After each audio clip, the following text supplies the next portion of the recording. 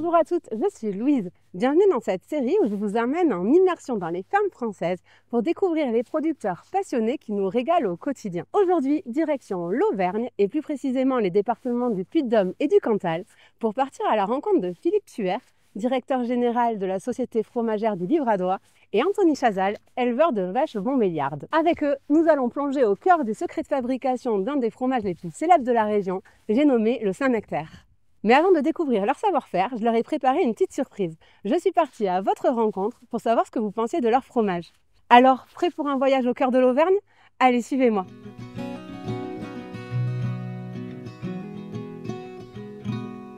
Bonjour Philippe. Bonjour Louise.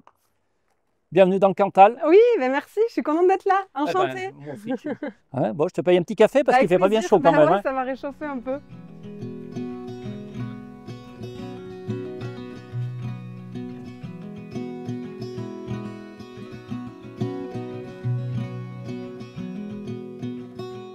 Bon, Philippe, raconte-moi, on est où là?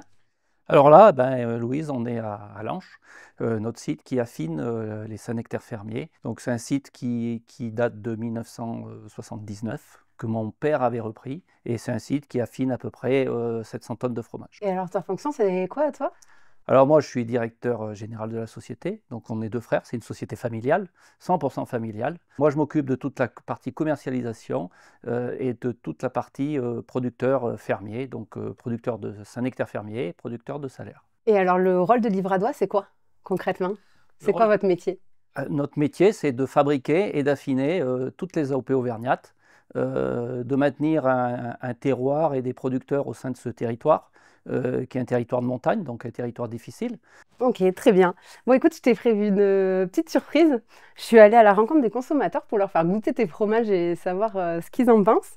Donc, je te propose qu'on regarde ça ensemble. À vue d'œil, est-ce que vous arrivez à reconnaître un fromage? Ça, les deux, ils me semblent un peu similaires. On dirait soit de la tome. Je dirais un fromage à pâte plutôt dure, mais c'est tout ce que je pourrais dire. Le Monster. Je dirais reblochon un peu. Presque maroilles. J'adore le fromage, mais que je connais aucun nom de fromage. Peut-être tome des Pyrénées. C'est pas vraiment des fromages d'Auvergne qui ont été mentionnés. Ouais, il y a même, qu'est-ce qu'ils ont cité? Monster. Le Monster. Les gens aiment les fromages en France, mais ne connaissent pas forcément l'origine et l'histoire de chaque fromage. Oui, c'est vrai, il y a du boulot là-dessus. Et vous allez me dire, selon vous, qu'est-ce qui fait la différence entre les deux? C'est l'affinage, mais celui-là, il est un peu salé. Donc, si on se dit que c'est comme du comté. Mais celui-là, il est plus affiné. On a l'impression qu'il est plus vieux, il est plus fort. Là, ça fait presque plus fait à la main, etc. Je crois qu'il n'y a pas un truc de laitier, c'est un mélange de plusieurs laits, de plusieurs fermes. Là, ouais. C'est une seule ferme. Putain, t'es vraiment trop fort, franchement. Tu veux peut-être nous faire réviser la différence entre fermier et laitier? Pour les gens qui ne connaissent pas trop, c'est difficile de pouvoir différencier le Saint-Nectaire laitier et le Saint-Nectaire fermier. Le Saint-Nectaire fermier, il est fait dans une seule ferme, par un seul producteur, et donc il est fait après chaque traite, donc matin et soir, 7 jours de la semaine. Le Saint-Nectaire laitier, c'est une collecte de lait de plusieurs producteurs. Donc pas d'affaire d'affinage, de salaison. Non, l'affinage est exactement le même.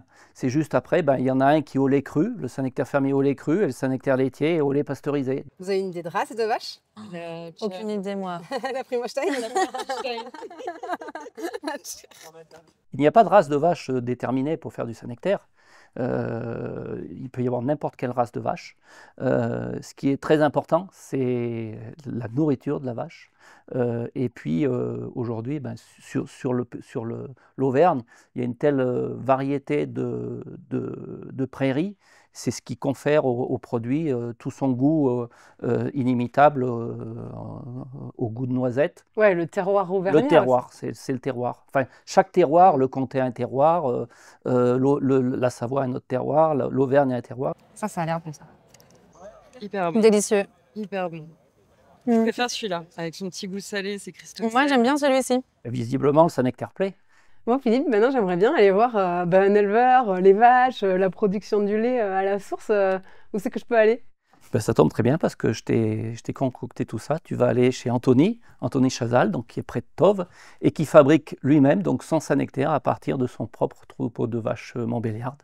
Et avec sa femme, donc il fabrique depuis 3 ans. C'est un jeune producteur qui s'est installé et qui travaille très très bien. Trop bien, bah, tu m'as concocté un bon programme, je vois. Trop hâte Voilà. de voir ça. Bah, c'est avec plaisir.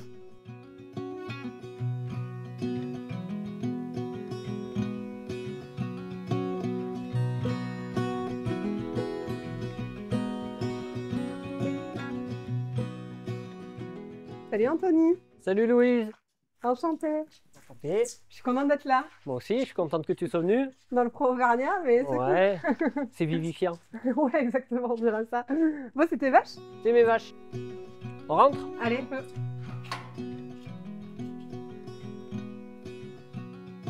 Bon alors, c'était Montbéliarde. C'est des Montbéliardes, oui. Pourquoi tu as choisi cette race? J'ai choisi cette race déjà parce que c'est une vache de montagne. C'est une race aux qualités laitières, qui a un lait très fromageable. C'est une vache qui a adopté notre système herbager et très pâturant. Ouais, parce que là, tu es complètement en extensif au final. On est en pâturage le 7 mois sur 12, le plus possible, et le reste, vu que l'hiver est rigoureux, elles sont en bâtiment. Après, s'il y a des journées de beau temps, elles vont dehors, hein. Ouais. Ouais. Il y en a des journées de beau temps. Il y en a quand même, c'est pas le pôle Nord, hein. Et du coup, elle produit un lait qui est riche en goût déjà à la sortie de ses pieds.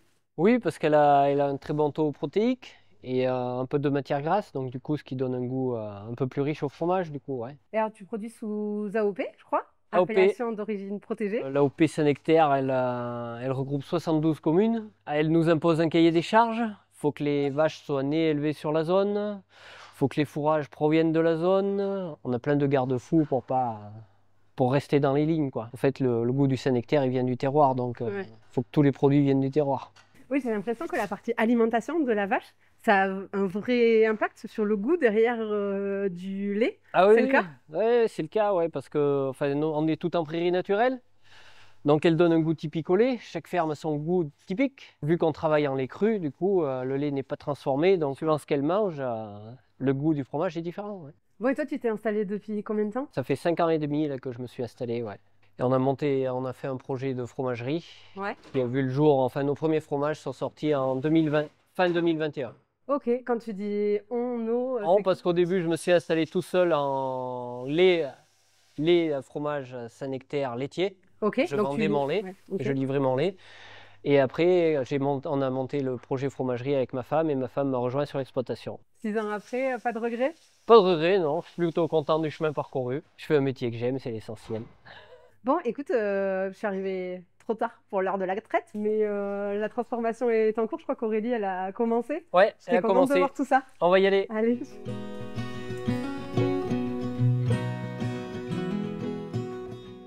Bon, Anthony, me voilà bien déguisée presque. C'est ce qu'il faut.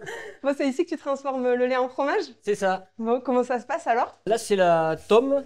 Donc le lait, il arrive direct après la traite. On le garde à 33, entre 32,5 et 33 degrés et demi. Donc là, après, on le laisse tranquille reposer pendant demi-heure. Ça fait un gros yaourt. Et alors après? Après, on met dans les moules. Ouais. On remplit nos moules comme ça. Qu'on met sous la mouleuse. Ils vont être pressés 1 minute 30 de chaque côté. Ça te plaît la partie transformation? J'adore. C'est vrai? Ah ouais. Pourquoi? J'aime bien, c'est intéressant. Là, donc c'est le salage. On sale les deux faces. On les met dans un moule avec une toile, avec leur marque. Leur marque, ça veut dire que chaque fromage est identifié? Comme là, on sait que c'est un Saint-Nectaire. Saint-Nectaire fermier. Ouais.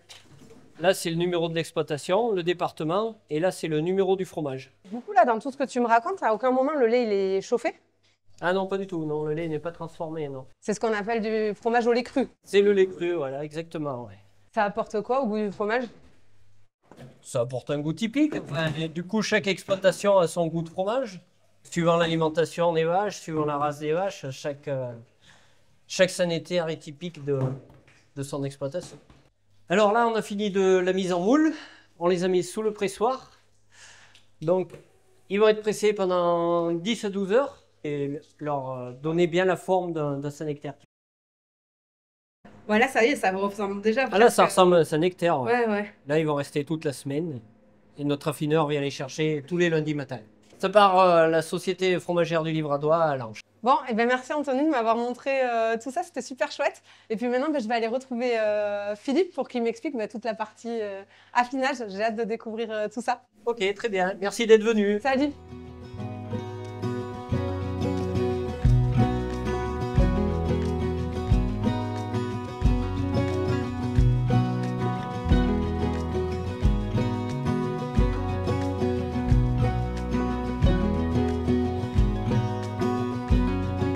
Bon Philippe, j'ai gardé mes habits de lumière C'est très bien. que j'avais chez Anthony. Je reviens de chez lui, donc j'ai pu voir l'élevage des vaches, la production du lait, la transformation en fromage.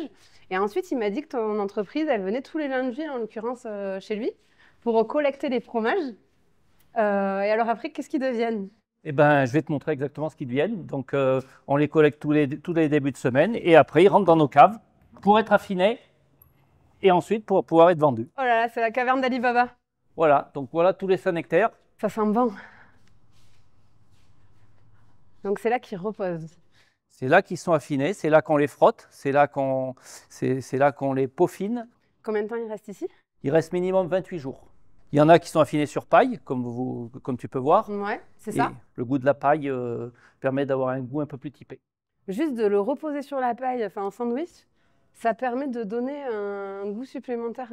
Oui, après, tu le vois, il y a un développement qui se fait sur le fromage qui permet justement de développer les arômes du fromage. Ils sont frottés, ils sont lavés, ce qui permet également de les faire se développer et de les amener, comme je te l'ai dit, à un optimum qui est défini par le chef de cave. Ça me fait penser un peu au vin, où il y a un œnologue référent dans les grands châteaux qui va choisir un peu les assemblages et tout ça. Au final, on est sur ce niveau d'expertise-là pour l'affinage d'un fromage? Oui, parce qu'aujourd'hui, le fromage, chaque producteur a un goût un peu différent, puisque c'est une production fermière. Donc la production fermière, c'est un seul troupeau, un seul cheptel fabriqué par chaque producteur, chaque terroir. Et après, chaque produit donne un goût un peu différent. Et là, c'est le travail, justement, comme un chef de cave en vin, de savoir tel fromage, il va venir un peu plus typé, d'autres un peu plus doux, un peu plus onctueux. Et c'est en fonction de ça que les tris se font. Ouais, puis j'imagine qu'il y a un véritable savoir-faire aussi, qu'il y a un peu de feeling là-dedans. C'est pas juste de la science, c'est vraiment… Oui, il faut l'habitude, il faut avoir l'habitude d'affiner les fromages. Et puis c'est comme tout, ça s'apprend au fur et à mesure. Et au bout de quelques années, on est capable de faire un tri quasi parfait. C'est justement la richesse des AOP et de pouvoir justement, quand on achète un Saint-Nectaire, quand on achète un Bleu d'Auvergne qui est AOP, c'est de savoir que ça sera toujours à peu près le même goût, puisqu'il y a des commissions régulières qui jugent les fromages et qui les notent et qui permettent de les garantir en AOP. Bon alors du coup là, donc ils sont affinés, ensuite qu'est-ce qui se passe?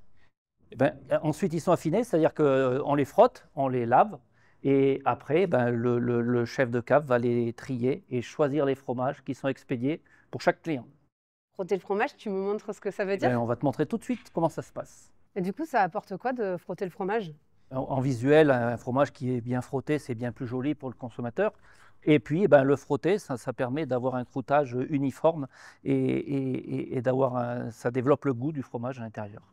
Bon, et toi, Philippe, c'est quoi ton histoire? Tu as toujours voulu travailler dans les fromages ou comment ça s'est passé? Comme je te l'ai dit, c'est mon grand-père en 1949 qui a créé l'entreprise. Mon père l'a repris en 1959. J'ai repris le flambeau avec mon frère qui était déjà présent, heureusement, pour l'entreprise. Et puis, ça nous a permis après de pouvoir la développer. Et puis, vendre les produits justement de sa région, je trouve ça très intéressant. Et alors, la suite, c'est quoi pour la Société Livradois? Comment tu vois l'avenir? La suite, je pense qu'aujourd'hui, moi j'ai des enfants qui sont déjà dans l'entreprise. Mon frère aussi a des enfants, donc qui ne sont pas encore rentrés, mais qui peuvent y rentrer. Il n'y a pas de raison que ça ne continue pas. On est là pour continuer, pour vendre de l'Auvergne. Vendre de l'Auvergne. Oh, mais c'est un bel héritage familial en tout cas. Oui, on est assez content de ce qu'on a réalisé.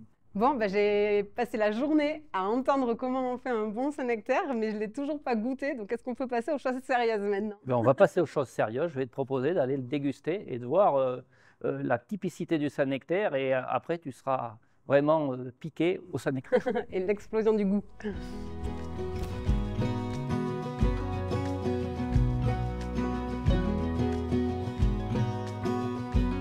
Bon alors, qu'est-ce que tu m'as préparé?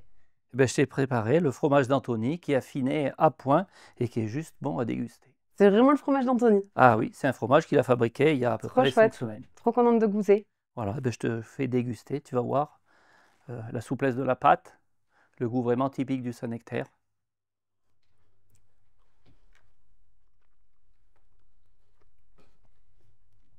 Comment tu le trouves?